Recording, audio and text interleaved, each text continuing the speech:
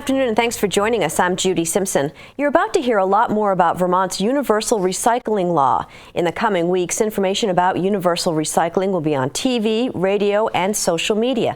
To get the word out about the law, Vermont's Agency of Natural Resources is producing a series of educational videos. The agency contracted with Champlain College's Emergent Media Center to produce those videos. The center provides students the opportunity to work with real-world clients, get paid, and learn valuable lessons about collaboration and teamwork. In a moment, we'll see some of the videos and meet some of the students. But first, I want to welcome Josh Kelly. Josh is the Materials Management Section Chief for Vermont's Agency of Natural Resources. Thanks so much for coming in. Thanks for having me. So it's been 4 years since the universal recycling law was passed. What effect has it had so far in getting reusable materials out of landfills? So far, the most significant thing we've seen is a decrease in trash. Typically, trash doesn't fall in volume or tonnage unless there's an economic downturn. And this past year, from July 1, 2015 to this summer, July 1, 2016, we saw a 5% reduction in trash statewide. And 5% may seem small, but that's significant to us where we track that data. In addition, we've seen our recycling rate, the amount of materials that Vermonters are recycling and separating, and that includes composting as well, has increased from 33% to 35%. So that's significant as well. I'd say one of the things we didn't anticipate the impact of was food donation as a result of the universal recycling law. As some folks may know, the law focuses on two materials: recyclable items, your paper, your cardboard, glass jars, bottles, cans, plastic bottles and jugs, and then metal cans and aluminum cans. But it also focuses on leaf and yard waste and food waste. And that focus on food waste has resulted in a significant increase in food donation from some of our major supermarkets and other businesses around the state. So the food bank has reported to us that they've seen nearly a 40% increase in food donation over the past couple years. That's incredible. Yeah. Now, there's another deadline coming up next summer? Correct. So July 1, 2017 is the time when your transfer station that takes your bag trash is required to offer you food scrap collection service. We have more than several. We have probably dozens that do that right now in the state of Vermont. And then haulers are required to offer food scrap collection services in different parts of the state. So you should ask your hauler and ask your transfer station about those services coming up this coming summer. Mm-hmm. And so what is one of the most asked questions that you get? I think the most common question with this law is what will enforcement look like? What is it going to look like? When recyclables are required to be separated from trash. We get that a lot, and I consistently go back to the legislation that was passed. It was passed with the intent of increasing recycling and composting in the state. We were looking at what's in our waste stream and seeing that residential trash still has significant recyclable materials in it, metal, glass, and plastic, and paper. And it has almost a third of it is organic in nature: leaf and yard debris, food waste, primarily food waste, and that material can be put to better use. We've seen huge success with food donation in this state, particularly not just the amount, but the healthy food. The food bank is reporting more meat and more fresh produce being donated to food shelves around the state. And the food shelves are saying that people are starting to come more frequently because they can get a full set of groceries, whereas before they just got dry goods or canned goods. Mm-hmm. They're actually getting more wholesome meals. But what about for just a regular household and separating out some of the waste? I've heard things about, it's going to be messy, but there are ways to handle that. Yeah, I think we're really hoping that people have options. And we're working with our solid waste districts, alliances, and independent towns, as well as haulers and other solid waste facilities, composting facilities, recycling facilities around the state to ensure that services are available. So in the previous summers when recycling requirements rolled out, we've confirmed all transfer stations have recycling collection available. Haulers across the state are collecting recyclable items. And now we're in the next phase, sort of looking at organic materials, food waste in particular. And our solid waste districts are giving discounted or at cost home composting bins to people that are for sale. So we're hoping that people have home compost options, drop-off options for food scraps, and eventually food scrap collection. Now, how did you end up working with the Champlain College's Emergent Media Center? One of my colleagues had seen them at a Vermont Climate Economy Summit, and at the event, the students had taken pieces of that summit's speakers' presentations and made these very short videos towards the end. And she was impressed by how quickly they summarized the storylines at that event. So that's how we first heard about them. And then through the RFP process we put out, they ended up applying for this this contract, and we chose them to work with. All right, well, let's take a look at a clip from one of the videos produced by students at Champlain College with the goal of promoting recycling and composting in Vermont. Hi, Dad. Hi, Grandpa. Hey, kiddo. Hey, kid. And what did you do at school today? We learned about the branches of government and recycling. Recycling? I guess they're going to be making a big deal about all of that now that it's law and everything, huh? Well, the law may be new, but recycling ain't new. It's been around for a long time, before you. And even me. Why, I remember when I was a kid, we had to salvage and reuse everything from glass bottles, tin cans, and even rubber tires. During World War II, materials and resources were scarce. Because of this, the government encouraged Americans to recycle everything that they could. The state and the federal government really encouraged Vermonters, or Americans in general, to reuse everything that they could. There were ration books, and there were whole drives on collecting things like rubber and metal. So I think it really made Vermonters think very carefully about what they were using and how they were using it. Then after the war, our country's wealth grew along with the rise of plastics. Single-use items were a sign of opulence, and disposable living became the norm.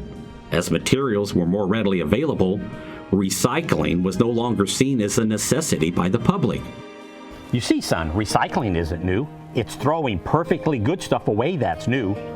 That law, it's just to get much-needed attention. Well, that is interesting, but isn't it kind of a waste of time and money? I mean, you're spending all this time sorting, and then you're just recreating everything. Nuh-uh. Recycling is cheap because you don't have to make anything new. You see this can here? If you put it in the landfill, it just stays there and it ends. If you put it in recycling, it goes to the MRF, it gets sorted, and it gets made into new material for companies to use. When you finish using something like paper, cardboard, or containers, they never disappear. You have a choice to send them to a landfill with your trash or put them in the recycling bin to be made into new products, which is far more economical than sending it to a hole in the ground. The first step in the recycling process occurs here at the Materials Recovery Facility, or MRF. So here at the MRF, as we call it, recyclables come in all mixed together, and then through a variety of machinery and human sorters, at the end of the line, they're all separated out into various streams that get put into bales and marketed all over the country and the world.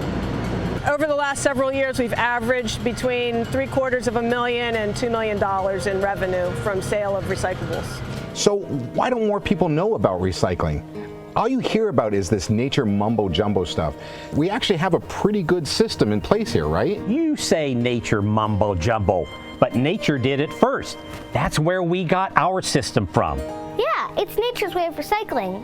Dead leaves and stuff from plants get broken down in the soil. Then their energy can be used again.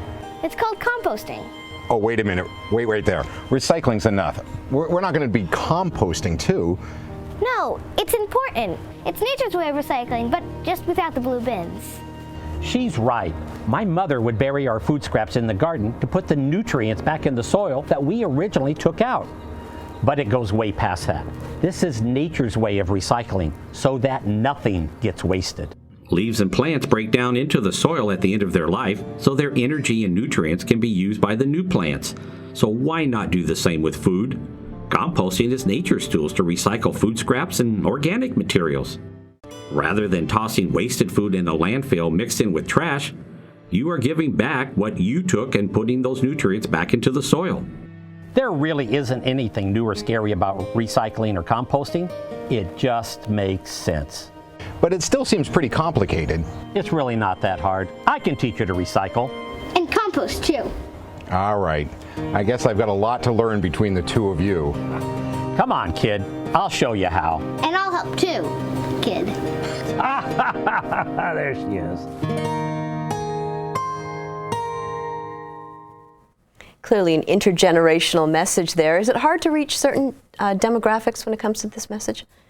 I think it's hard to do that in one sort of video piece, and that's what we were talking about with the Emergent Media Center students at the beginning, and they kind of nailed it. They were able to do this generational video that really strikes on, I think, the Vermont Yankee ethic of not wasting things, which we all have. And it also gets to the new generation.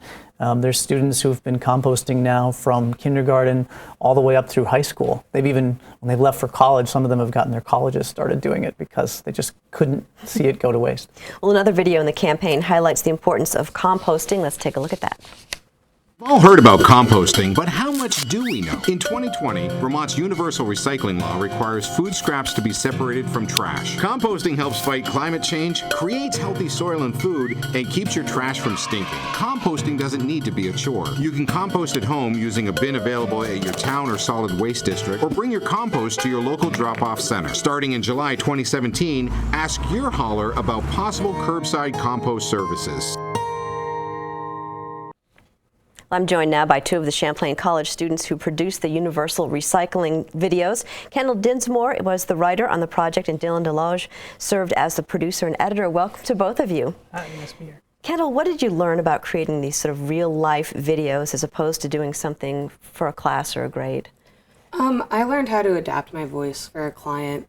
Mostly it was my biggest takeaway from it. I had never worked for someone else before, and so it was a big learning experience to take my skills and adapt them to what other people needed versus what I needed or was assigned for a grade.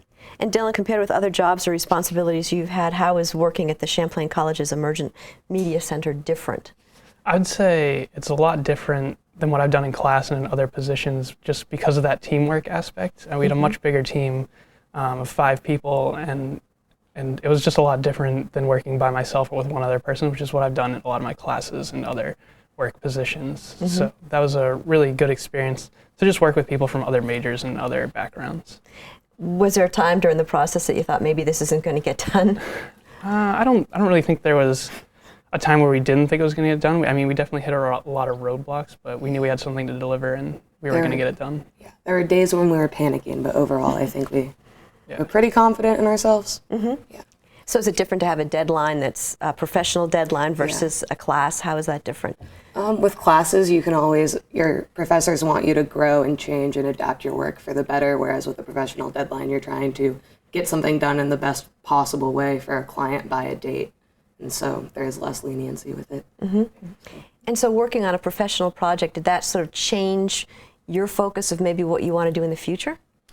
I definitely got to do more client work, which I had done before, but it definitely gave me a new perspective on it and what it's like to work in that larger production team, because that is kind of what it's like in the real world too. What did you find, Kendall? I had never worked for a client before, so it was awesome to see that. And again, working with people on a larger production team for one, and then people who I had never worked with before, people who I don't necessarily have friendships with outside of it, so people I was thrown into a job with, was important to learn about. And how about for the future? What do you think the next year will bring for you? I'm hoping to get more experiences working with clients and doing more video production for sure. Just looking to just get more experiences, kind of build out that professional profile. And how about for you, Kendall? I'm working on writing a lot right now for my thesis projects in college, so I'm writing a feature-length film. That's where most of my focus is going. Wow. Yeah. Well, good luck to both of you. To watch other videos in the series, visit vtrecycles.com. The website also has information about the universal recycling law and the waste facilities in your area. That's vtrecycles.com. And thanks for joining us. I'm Judy Simpson. We'll see you again next time on Across the Fence.